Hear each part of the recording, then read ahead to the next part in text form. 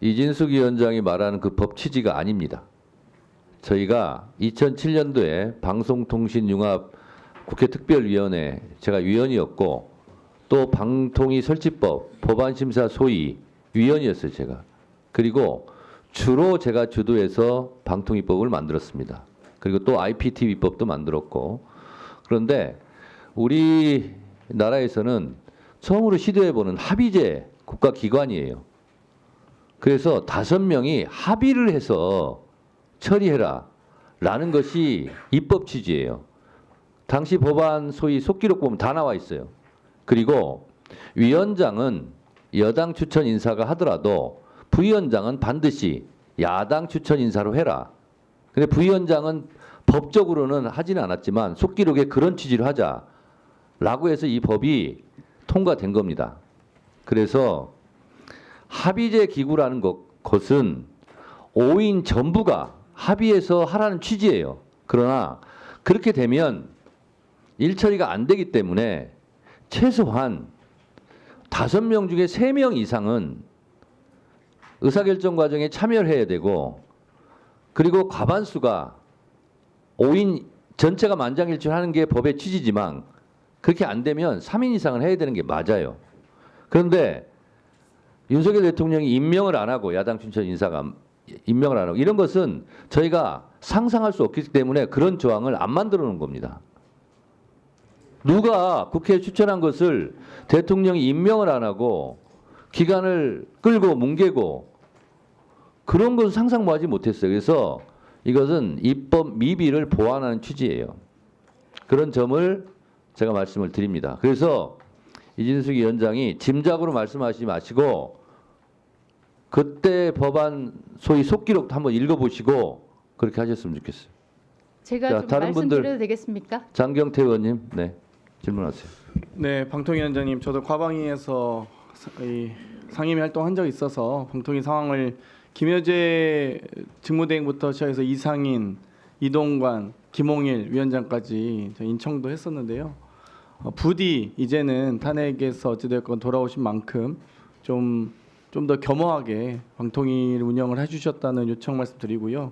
제가 위원장님이라고 표현했지 장관이라고 표현하진 않잖아요. 당연히 장관급 인사긴 하시지만, 그러니까 결국 독임제가 아닌 합의제로 한 이유가 있지 않겠습니까?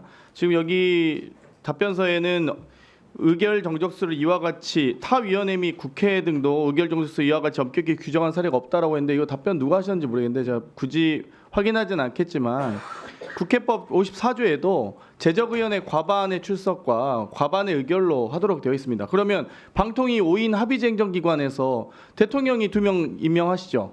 그렇습니다. 대통령에 속한 교섭단체 하면 임명하죠?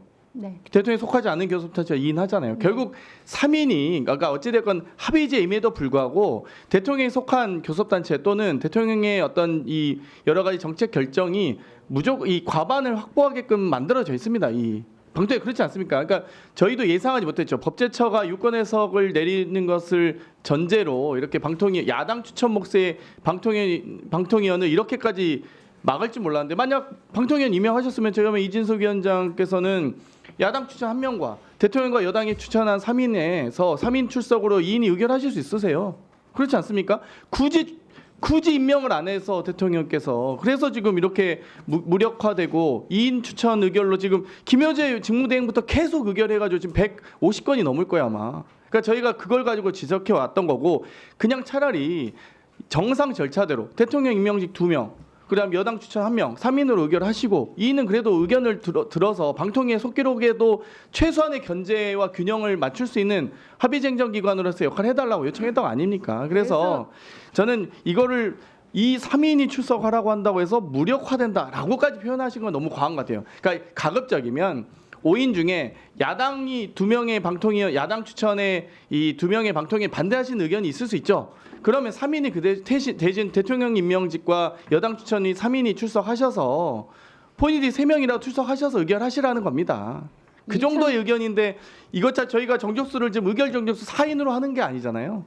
의사 정족수는 규정되어 있지 않고 방송통신위원회 설치법에 의결 정족수만 제적 의원 과반수의 찬성으로 의결하게 되어 있습니다. 그런데 장 의원님 말씀대로 2023년 8월 이후에 계속해서 2인 체제입니다.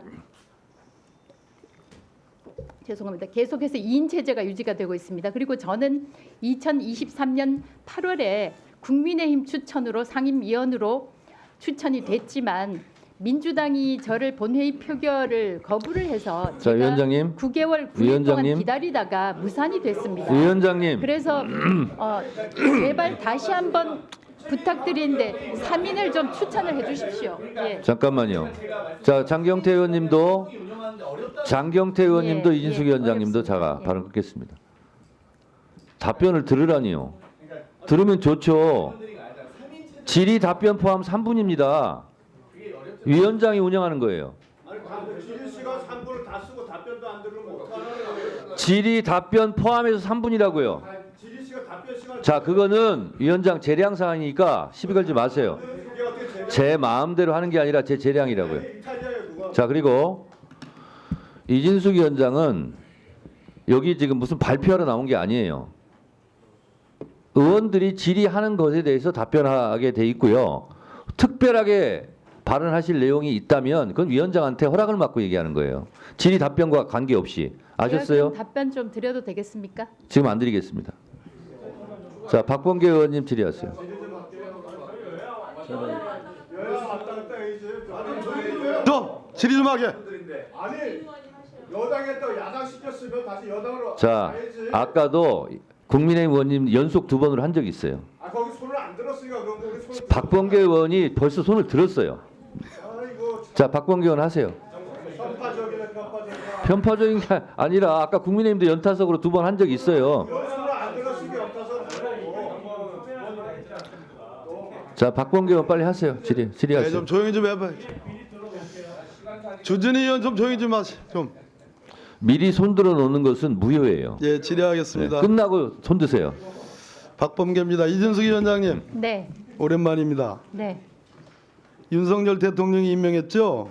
예, 윤석열 피청구인이 내일 모레면 탄핵이 될 텐데 파면이 될 텐데 그런 경우에도 지금 갖고 있는 그 2명만 가지고 방통위를 합의제 기관을 운영할 수 있다. 그런 입장입니까? 저는 일단 파면이 짧게 될지 얘기하세요. 여부에 대해서는 관계없다? 알지 못하고 알지 왜 알지 두 못해요? 번째로는 본인을 임명. 국회에서 세 분을 추천을 해주시기를 다시 한번 자, 간곡히 요청드립니다. 헌재는 4대4, 법원은 이진숙 위원장의 입장이 다 패소를 했어요. 헌법 21조의 방송의 자유를 규정한 건 알고 있죠. 네, 헌법 21조를 부정합니까? 그렇지 않습니다. 오케이. 방통위가 소위 합의제 기관으로 설치되어 있는 건 맞죠? 맞습니다. 그럼 5인 체제와 2인 체제. 그 2인 체제에서 지금 복직을 다시 했어요. 헌재 판단에 의해서. 그러나 미래지향적으로 놓고 볼 때 정권이 어디냐와 관계없이 합의제 기관으로서 5인 체제에서 과반수가 넘는 3인으로 하자는 입법 취지가 또 반대합니까? 국회에서 반만 3인을 하세요. 추천해 주시기를 다시 한번 반대하는 건 아니죠. 부탁드립니다. 반대하는 건 아니죠. 그렇습니다. 그게 합의할 수 합의제 있는 기관. 상황을 원하고 있습니다. 그렇죠. 합의제 기관의 원뜻이죠. 그죠? 예, 답을 하세요. 예, 묻는 말에. 맞죠? 예, 예. 방송통신위원회가 공적 기능을 수행하는 기관이다라는 점은 인정하시죠? 인정합니다. 본인도 공적 기관을 수행하는 기관의 장으로서 그런 헌법적, 법률적 책무에 대해서 깊이 인식하시죠? 그렇습니다. 예.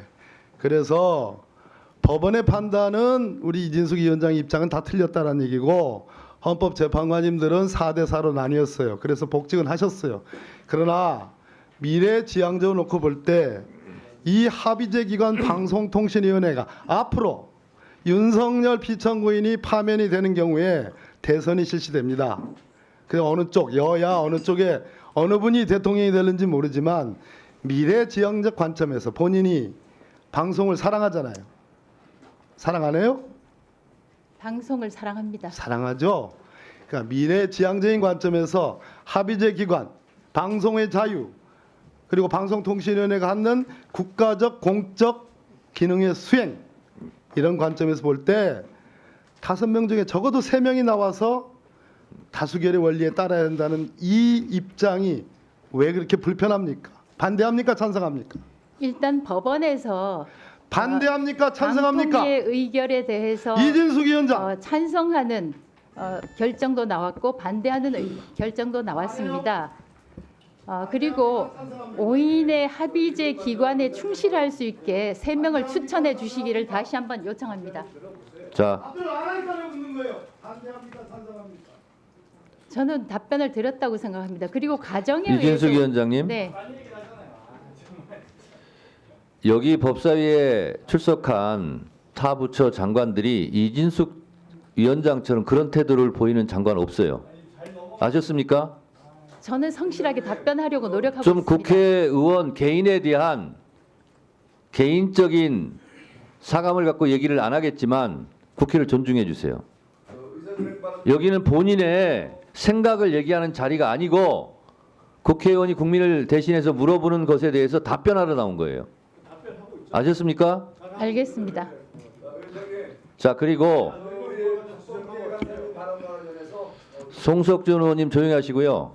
자, 제가 이진숙 위원장님, 예. 제가 위원장으로서 한 말씀 드리겠습니다. 방송을 잘 아시니까 말씀드립니다. 제가 17대 문광위원을 하면서 KBS 수신료를 올려야 된다고 그랬어요. 근데 KBS 수신료는 여당이 되면 여당에서 올리자고 그러고 또 그 여당이 야당이 되면 올리지 말자고 그러고 지금 몇십 년째 이게 공전 상태예요. 이 고리를 끊어야 돼요. 여당과 야당과 관계없이. 예를 들면 마찬가지로 국민의힘이 지금 여당이지만 야당이 될 가능성도 있지 않습니까? 그러면 민주당이 여당이 돼요. 민주당으로서는 지금 주장하신 대로 2명으로 하는 게 더 편하고 좋아요. 그러나 그런 차원의 문제가 아니에요, 이건. 법의 안정성, 방통위원회 합의제 기구의 법안의 취지, 정신에 맞는다면 여당이냐 야당이냐 입장을 떠나서 그 법 취지에 맞게 해야 되는 게 맞아요. 마치 KBS 수신료처럼 지금 국민의힘 의원님들은 2명으로 하면 어때 이렇게 하지만 본인들이 나중에 야당이 되면 본인들이 죽고 배고파요. 그래서 그런 차원이 아니라 이 법에 대한 안정성 그리고 부족했던 미비점 이것을 보완하는 게 맞다니까요.